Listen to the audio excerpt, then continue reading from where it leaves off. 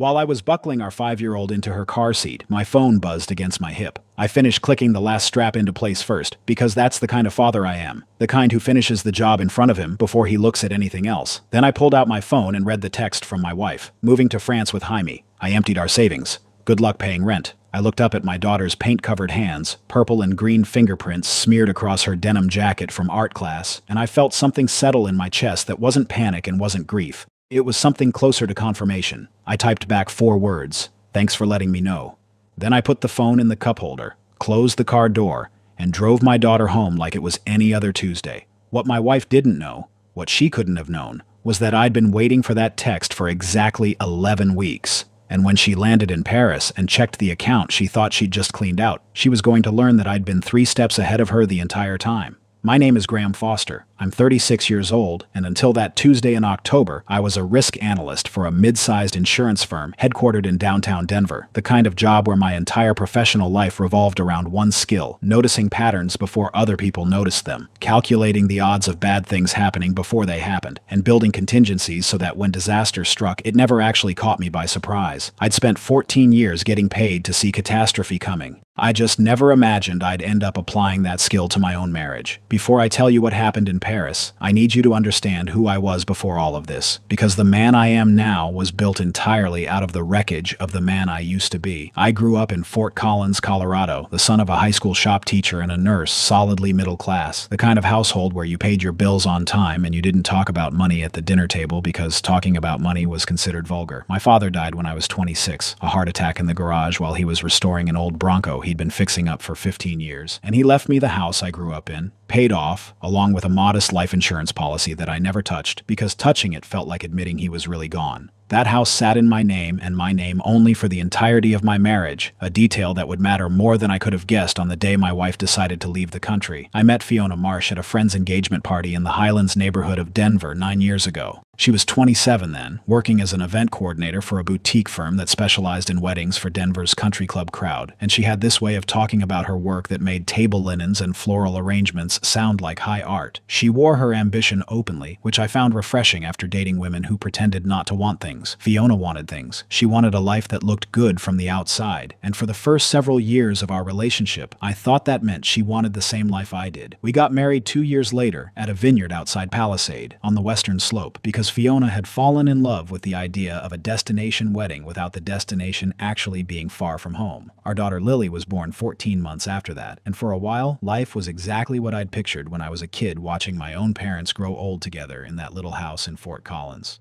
Steady, predictable, good. Before I get further into this, if you're the kind of person who appreciates a story that doesn't waste your time getting to the point, go ahead and hit subscribe now, because I've got a lot more twists coming and you don't want to miss the moment my wife's plan fell apart in real time on the tarmac at Charles de Gaulle. Drop a comment telling me where you're watching from, and give this video a like if you've ever had someone underestimate exactly how much you were paying attention. Now, back to the story. The cracks started small, the way they always do, so small that if you're not trained to look for patterns, you talk yourself out of seeing them. Fiona's firm had expanded 3 years ago into what they called destination event planning, coordinating weddings, and corporate retreats for wealthy clients who wanted the paperwork done by an American company, but the ceremony held somewhere with better light and better wine. That expansion meant Fiona started traveling more, first to Napa and Sonoma, then to Tuscany for a wedding that took 11 days to plan on site, and eventually to the south of France, where a vineyard client near Aix-en-Provence became one of the firm's flagship venues. She came home from that first Provence trip with a different energy than I'd seen in years, talking about lavender fields and stone farmhouses with the same breathless enthusiasm she used to reserve for our own life together. And I told myself that was just Fiona being Fiona, falling in love with beautiful places the way she'd once fallen in love with me.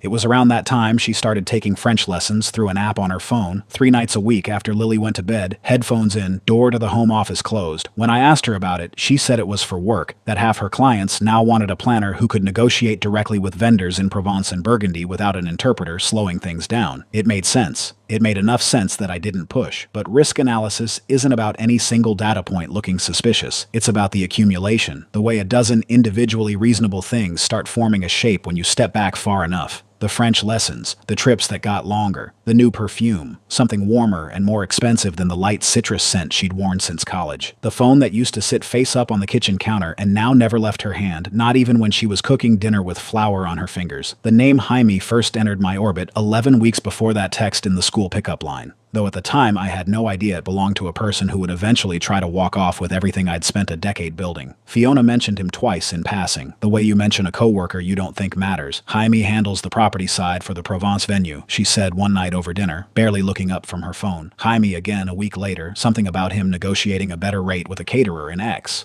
I remember thinking his name sounded French even though she pronounced it the American way, and I remember thinking nothing else about it, because a wife mentioning a work contact isn't evidence of anything. What made me start paying real attention wasn't the name. It was the receipts. I handled our joint finances the way I handled everything else in my life, which is to say carefully and on a schedule. Every Sunday night after Lily went to bed, I sat down with our accounts, reconciled the credit card statements, checked the savings balance, made sure the mortgage and the utilities and Lily's preschool tuition were all accounted for. It was a habit I'd had since before we got married, something my father drilled into me as a kid, the idea that you always know exactly where your money is, because the moment you stop knowing is the moment someone or something takes it from you without your permission. 11 weeks before the text, on a Sunday night in late July, I found a charge on our joint credit card for a boutique hotel in the 8th arrondissement of Paris, 4 nights, back when Fiona had told me she was in Provence the entire trip working the venue for a wedding. I didn't confront her. I want to be honest with you about that, because I think a lot of people watching this would have marched into the bedroom that night and demanded an explanation, and maybe that's the right instinct for some marriages, but it wasn't the right instinct for mine. I've spent my entire career learning that when you tip your hand too early, you lose the ability to see how a situation actually unfolds. If Fiona knew I was watching, she'd get careful, and careful people are much harder to understand than people who think no one is looking. So instead of confronting her, I did what I do for a living. I started building a model. I pulled 3 months of statements and mapped every trip against what she'd told me about it. I noted the days her location services, still shared with me from an old family plan feature neither of us had bothered to turn off, showed her phone pinging from a district of Paris nowhere near the Provence venue. I started keeping a private folder backed up to a drive that lived in a safety deposit box at a Wells Fargo branch on Colorado Boulevard. Nowhere near our house, nowhere Fiona would ever think to look, and I called Preston Vance. Preston had been my father's attorney back in Fort Collins, and after Dad died, he'd handled the estate transfer for the house, which meant Preston already had every document proving the property was mine alone, inherited before marriage, never once retitled into both our names despite Fiona asking about it twice over the years, requests I'd deflected with some version of "we'll get to it," requests that suddenly looked very different in hindsight. I called Preston on a Wednesday afternoon from the parking garage at my office, and I laid out everything I'd found: the hotel charge, the location pings, the French lessons, the way Fiona had started looking at her phone like it was a lifeline. Preston, a 61-year-old man with the calm bedside manner of someone who has watched 1,000 marriages end and stopped being shocked by any of them, listened without interrupting and then asked me one question that changed the entire shape of what came next. He asked, "Graham, do you want to save this marriage, or do you want to protect your daughter?" I didn't have an answer that day. I had one 3 weeks later. The answer came from Lily herself, in the unguarded way 5-year-olds tell you the truth without knowing they're doing it. We were in the car, driving back from her gymnastics class, and out of nowhere she said, "Mommy said we might get to see the Eiffel Tower someday. Just me and her," and I said, "That's wonderful, sweetheart," keeping my voice light while my hands went cold on the steering wheel, and she said, "And Jaime says he'll teach me French so I can talk to the ducks in the park," and I nearly missed our exit. My daughter had met this man. My daughter had spoken to him, had been told stories about him, had been fed a future that apparently didn't include me in it, all while I was sitting 3 feet away at the dinner table every night having no idea any of it was happening. That was the night I stopped hoping this was something smaller than it looked, and started preparing for what it actually was. Over the following weeks, I built what Preston called a clean exit strategy, though privately I thought of it more like an insurance policy, which felt appropriate given my profession. First, I opened a new account at a credit union 2 towns over, one that had never been linked to any of Fiona's devices or logins, and I began redirecting the automatic deposits from my bonus structure into it instead of our joint savings, a completely legal move given the bonus was tied to my individual performance and not community income under Colorado law, according to Preston. Second, I established a irrevocable trust for Lily's education, funded with a portion of the equity I'd built in the Fort Collins house, which I'd quietly begun renting out for the last 2 years as a source of passive income Fiona knew about only in the vaguest terms. Third, and this was the part that made my stomach twist even as I did it, I made sure the joint checking account, the one we used for groceries and the mortgage and the everyday transparency of a shared life, stayed exactly where it was, untouched, unprotected, sitting there with roughly $81,000 in it. I left it there on purpose.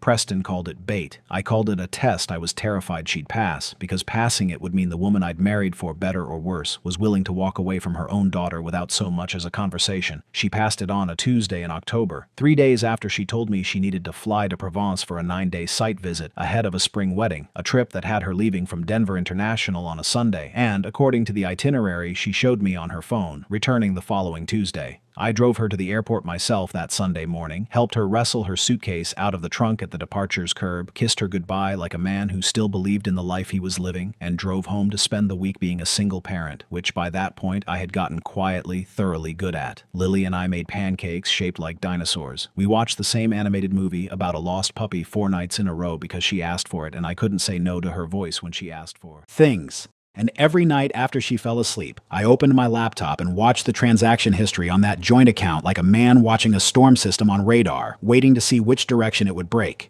The first withdrawal hit on Thursday, a $12,000 transfer out to an account I didn't recognize, routed through an intermediary bank before it would eventually land somewhere international. The kind of move that looks careless to an amateur but is actually a fairly standard way to muddy a money trail if you don't want your soon-to-be ex-husband tracing it in one hop. I didn't stop it. I could have. I had the authority on that account to freeze it in under 10 minutes with one phone call to our bank. But Preston and I had already discussed this exact scenario, and his advice stuck with me. "Let her take it," he said. "Every dollar she moves is a dollar of evidence that she planned this, that this wasn't a spontaneous decision made in the fog of an affair, but a calculated financial extraction executed while she still legally shared a residence and a child with you. Every transfer is a nailgram. Let her hammer them in herself." By Sunday, the account was down to $4,000. By Monday, the day before she was supposed to fly home, it was empty. I sat in my kitchen that Monday night after Lily was asleep, looking at a balance of $0.11 in an account that had held $81,000 9 days earlier, and I felt strangely calm, the way I imagine a surgeon feels calm cutting into a body that a lesser-trained person would find horrifying to look at. I wasn't calm because I didn't care. I was calm because I had already grieved this marriage in installments, over 11 weeks, one piece of evidence at a time, and by the time the account hit zero, there was nothing left in me that was shocked. Tuesday morning came, the morning she was supposed to fly home from what I now understood had never been a work trip at all. I dropped Lily off at her preschool on Josephine Street in the Congress Park neighborhood, the same routine we'd had 100 times, and I was walking her into the building, both of us laughing about something her stuffed rabbit had supposedly said on the drive over, when my phone buzzed in my pocket. I finished the drop-off first. I signed her in at the front desk. I knelt down and let her plant a paint-smudged kiss on my cheek, and only after she'd disappeared through the classroom door with her teacher did I pull out my phone in the parking lot and read the text that had been sitting there for 11 minutes. Moving to France with Jaime, I emptied our savings. Good luck paying rent. I stood in that parking lot for a long moment, not because I was in shock, but because I was doing the math one more time, confirming in my head that everything I'd built over the last 11 weeks was actually solid enough to hold the weight of what was about to happen. The mortgage was covered by the rental income from the Fort Collins house, which I'd never told her the true amount of. Lily's preschool tuition was on autopay from my individual checking account, the one Fiona had never had access to because I'd opened it before we got married and simply never merged it, a decision that had once felt slightly cold and now felt like the smartest thing I'd ever done. The house we lived in Washington Park, was rented, not owned, meaning there was no marital property fight waiting for me there. And the $81,000 sitting in a zero balance account was, in the grand scheme of what I'd actually protected, a decoy that had cost me nothing real. I typed back 4 words, "Thanks for letting me know." Then I drove to work, because Tuesday was Tuesday, and I had a 9 o'clock meeting about a claims model that didn't care whether my marriage had just ended over text message in a preschool parking lot. She landed at Charles de Gaulle Airport around 4 in the afternoon Denver time, which I knew because Preston had, at my request, kept a paralegal monitoring the flight status of the specific Air France route out of Denver that Fiona had booked months earlier under her own name, a booking Preston's office had actually flagged back in September once we started pulling records for the eventual filing. I imagine her walking through the terminal, jet-lagged and giddy with the particular high of a person who believes they've just outsmarted the man they married, pulling out her phone somewhere near baggage claim to check the account balance one more time to watch the number that represented her new life in France, the down payment on an apartment near the Marais that I would later learn Jaime had promised her, the seed money for whatever business venture the two of them had been whispering about over 11 weeks of stolen phone calls. I imagine her opening the banking app, and I imagine the exact moment her face changed, because Preston's office got a call from Fiona's own mother 40 minutes after that flight landed, and her mother relayed enough of the conversation that I got a fairly clear picture of how it went. The account showed $0.11, and underneath the transaction history visible to anyone with access to the account, which at that point was still both of us, was a note I'd attached to the final entry before I finally did freeze what was left. A habit from my job where every flagged transaction gets a memo. The note read, for the record, 2 words. I hadn't written them for her. I'd written them for the paper trail, for Preston, for the divorce filing I knew was coming. But I understood, sitting in my kitchen that night with Lily's crayon drawings taped to the refrigerator behind me, that those 2 words were going to land on Fiona like a verdict, because they told her, without a single wasted syllable, that I had known, not suspected, known, and that everything she'd done over the last 11 weeks, every secret transfer, every whispered call to Jaime, every lie about Provence, had been happening inside a house of glass she'd mistaken for a fortress. Her mother, Carol Marsh, called me that same night, her voice tight with an anger I could tell wasn't entirely aimed at me. Carol had never been the type to sugarcoat things, and she didn't start now. Graham, she said, Fiona is standing in an airport in Paris with 2 suitcases and about 300 euros to her name, and she is asking me to wire her money. And before I do that, I would like you to tell me what in God's name is going on. I told her. All of it. The hotel charge in July, the location pings, Lily's comment about the ducks in the park, the $12,000 transfer, the emptied account. Carol was quiet for a long time on the other end of the line, and when she finally spoke, her voice had dropped into something quieter and more tired than anger. She said, I raised that girl better than this. And then she said something I've thought about many times since. She said, you're not going to hear this from her, Graham, but thank you for not letting our granddaughter grow up not knowing where she stands with her father. I didn't know what to say to that, so I just said goodnight, and hung up and sat in the dark kitchen for a while longer before I went up to check on Lily, who was asleep with her stuffed rabbit tucked under one arm, completely unaware that her mother was 3,000 miles away, discovering exactly how much her new life was actually worth.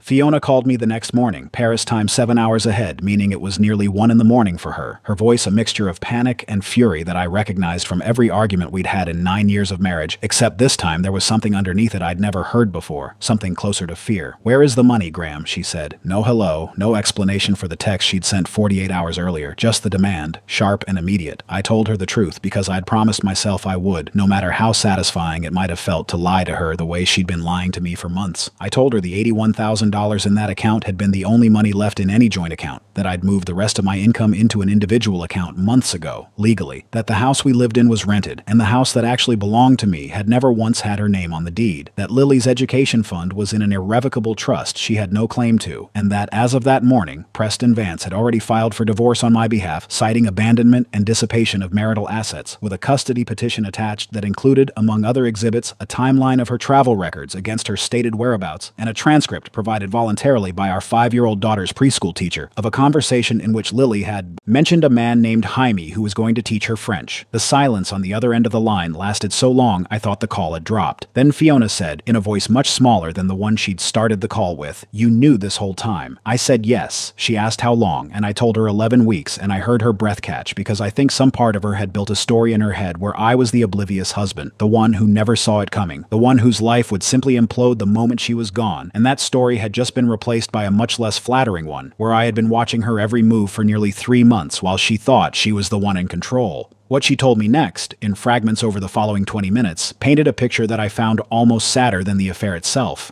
Jaime Delacroix, 38, the property manager she'd met at the Provence venue, had told her he owned a share of the vineyard, that he had capital waiting for the right investment, that the two of them could start an event planning business together, catering exclusively to American clients who wanted authentic French weddings without the language barrier. He had told her all of this in a stone farmhouse with a view of lavender fields, and Fiona, 42 years old and apparently starving for a version of her life that felt bigger than school pickup lines and mortgage payments, had believed every word of it. What she discovered upon arriving in Paris, standing outside a rented studio apartment in the 18th arrondissement that was nowhere near as glamorous as Jaime's stories had led her to expect, was that Jaime did not own a share of anything. He worked for the vineyard on a contractor basis, the same as a dozen other local vendors, and the capital he'd talked about waiting to invest was, as far as Fiona could tell from the argument they had within hours of her landing, capital he was expecting her to provide from the very savings account she'd just emptied and I'd just frozen. When she told him the account showed zero, Jaime's warmth had evaporated with a speed that told her everything about what kind of investment she'd actually been to him. I'm not going to pretend I felt nothing hearing all of this. There was a part of me, small and ungenerous, that felt something close to satisfaction, the particular vindication of watching a calculation prove itself correct. But there was a larger part of me that just felt tired. Tired in the way you feel after a long illness finally breaks. The fever gone, but the exhaustion still sitting heavy in your bones. I told Fiona I hoped she figured things out, and I meant it, not because I wanted her back, but because our daughter was going to spend the rest of her life being connected to whatever Fiona became next. And I had a vested interest in that being something better than a woman stranded in a foreign country by a man who'd never really wanted her, only what he thought she could provide him.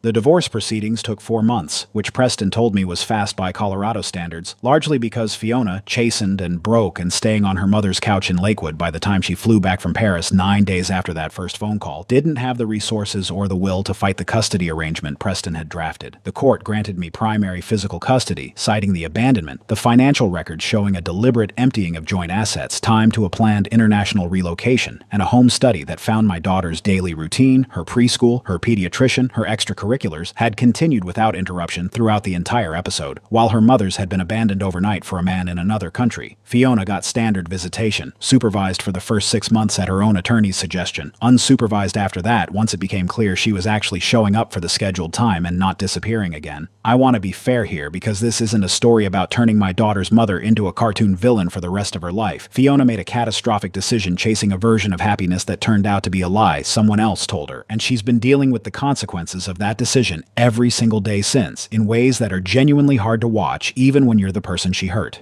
She moved back to Denver in December, into a small apartment in Aurora that her mother helped her afford, and she got her old job back at the events firm, though at a lower title than before, since 9 unexplained days of radio silence during a client trip does not exactly build professional trust. She sees Lily every other weekend now, and from what I can tell, she's trying, genuinely trying, to be present in a way that acknowledges what she almost threw away. Lily still asks about the ducks in the park sometimes, though these days it's less about a promised trip to France and more about the actual ducks at Washington Park, 3 blocks from the house I eventually bought outright with the equity I'd been quietly building, the house I finally, for the first time in my adult life, feel entirely settled in. I want to go back to that moment in the school parking lot because I think about it more than almost anything else from that entire year. I remember standing there with my phone in my hand, reading those words, moving to France with Jaime. I emptied our savings, good luck paying rent, and I remember the specific decision I made in that moment not to let my face change, not to let my hands shake, because I had a 9 o'clock meeting and a 5-year-old who needed picking up at 3:15, and a life that was, in every practical sense that mattered, already secure. I didn't feel like a man whose world had just collapsed. I felt like a man whose model had finally resolved, the way a risk calculation finally lands on a number after weeks of uncertain variables, and the strange gift of that feeling was that it left almost no room for panic. I had already done my grieving in installments, quietly, alone, over 11 weeks of Sunday night account reconciliations and silent phone calls to a lawyer in Fort Collins, and by the time the actual text arrived, there was nothing left to lose that I hadn't already accounted for. People ask me sometimes, usually after I've told a shortened version of this story at a dinner party, or to a new friend who eventually asks why I have full custody of my daughter, whether I regret not confronting Fiona the moment I found that hotel charge back in July, whether things would have gone differently, better, if I'd sat her down at the kitchen table and said I know, instead of letting the whole thing play out to its conclusion. I've thought about that question a lot, and I've landed somewhere I'm at peace with, even if it's not a comfortable answer. If I'd confronted her in July, I think Fiona would have done exactly what people do when they're caught early enough to still control the narrative. She would have cried and apologized and promised it was over, and I might have believed her, or wanted to believe her badly enough to pretend I did, and we would have spent the next year in a marriage held together by my own willful blindness, waiting for the next Jaime, the next Provence, the next quiet withdrawal from an account I'd stopped watching closely because I'd convinced myself the crisis had passed. By letting it play out, by watching instead of accusing, I got something I don't think I would have gotten any other way. I got certainty. I got to know, with total confidence, exactly who my daughter's mother was capable of being when she thought no one was paying attention. And I got to build a life around that knowledge instead of around a hope that might have been false. Lily is 6 now. She started kindergarten this fall at the elementary school 4 blocks from our house, and most mornings I walk her there myself, her backpack bouncing against her shoulders, her hands small and certain in mine. She doesn't remember much about that October anymore, or if she does, she's never said so, and I've been careful not to fill in gaps she hasn't asked me to fill. What she does know is that she has a dad who shows up every day, at pickup and at bedtime and at every school function, no matter how small, and she has a mom who is, slowly and imperfectly, trying to rebuild the kind of trust that doesn't come back overnight just because someone says they're sorry. I don't know what the next chapter of Fiona's story looks like. I know Jaime Delacroix is, as far as anyone has been able to confirm through the small, gossipy world of destination wedding vendors, still working the same property in Provence, still telling some version of the same story to whoever is willing to listen this season. I hope, for whatever it's worth, that Fiona finds something real eventually. Something that isn't built on a lie told in a stone farmhouse with a nice view. As for me, I've started dating again, carefully, slowly, the way you drive on a road you know has black ice somewhere, even if you can't see it. I met a woman named Hannah at, of all places, a parent orientation night at Lily's school, where she was there for her own son, a serious, funny kid named Owen who has somehow become Lily's best friend in the entire kindergarten class. Hannah teaches middle school science, has never once, in 6 months of knowing her, asked me a question about money that didn't feel completely ordinary, and laughs at exactly the kind of dry, understated jokes I make when I'm comfortable with someone, which is a rarer thing than I used to think. I'm not going to pretend I know where that goes. I've learned enough in the last year to know that certainty about the future is a luxury you don't get to have, no matter how many models you build or how many contingencies you plan for. What I do know is that I built a life that could survive the worst thing I thought could happen to it, and it did. And my daughter never spent a single night wondering where she was going to sleep or who was going to be there when she woke up. That's the part I want you to take away from this, more than the twist with the frozen account, or the phone call from Paris, or any of the details that probably brought you to this video in the first place. The lesson isn't really about outsmarting a cheating spouse, even though I understand why that part makes for a satisfying story. The lesson is that the people who love you the most, the ones who are actually paying attention, will notice the small things long before the big things happen, and what you do with that noticing is the entire measure of the person you turn out to be in the moment it matters most. I could have used everything I found out in July to destroy Fiona the moment I had the leverage to do it. I had the evidence, I had the lawyer, I had a case strong enough to make the divorce proceedings genuinely brutal if I'd wanted them to be. I chose instead to build a wall around my daughter's stability and let the truth do the rest of the work on its own. And I think that choice is the only reason Lily gets to grow up with two parents who, whatever else has happened between them, have never once made her the battlefield. Graham's story is the ultimate proof that reacting in anger isn't always the best move. It would have been so easy for him to blow up the second he saw that first hotel charge in July, but instead, he put his emotions aside and played the long game, not for revenge, but to build an absolute fortress around his daughter's stability. Because of that discipline, when the storm finally hit, Lily didn't feel a single drop of rain. It really makes you realize that the most powerful thing you can do in a crisis isn't to make noise. It's to quietly secure what actually matters. I've got to ask, would you have had the absolute ice in your veins to wait 11 weeks, or would you have confronted her on day one? Let me know in the comments below. I want to hear your take. And if you're hooked on these stories, make sure to hit that subscribe button and follow the channel. Appreciate you being here, and I'll see you in the next one.